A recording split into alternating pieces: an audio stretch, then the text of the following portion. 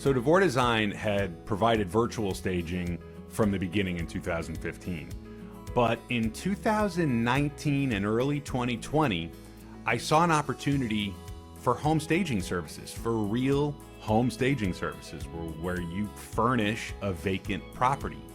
And through the years, I had worked with Chalet Madoran in the field.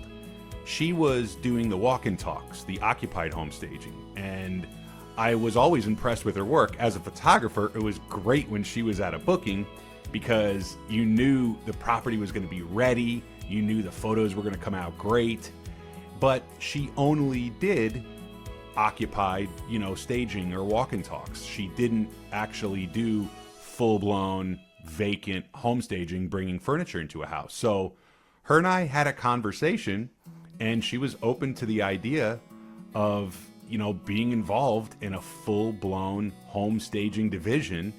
And here we are 5 years later with an award-winning home staging team. 3 consecutive years in a row, Devore Design was voted the best home staging company in Orlando magazine. And I'll admit, the last 2 years, I did ask for the votes. The first year, I didn't even know that existed. We won through write-ins. And that really was a big moment for Devore Design in general, because it just made me realize the impact that we were having within the design community. And I know our home staging services are the best in the market. And everyone that has stepped into any of our home stagings has always been impressed.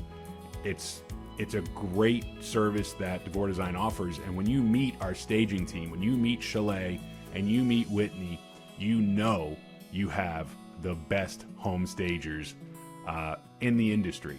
So I can say that's one of the biggest milestones in the last 10 years, is adding the home staging services to our portfolio. I think it's been a huge benefit for our clients because it's given us the ability to serve our clients another set of services at the highest level possible. And that's really been beneficial. When I started Devore Design in 2015, I was an independent photographer doing everything myself. And it was in 2017 where I started to have customers question whether or not it was worth the wait, because it was taking sometimes 10, 12 days of solid bookings until I was available. And I remember it was at that time that I kind of thought to myself, well, what do I do here? I can't accommodate all the volume by myself. Do I raise my prices and maybe try to be like a boutique and kind of go that route? Or do I try to really scale the business and bring on photographers and grow that way? And I ended up, while I was in the field every day, I would make notes about everything that I was doing, how I was photographing a kitchen, how I was photographing a family room. Every single thing that I did, I was documenting.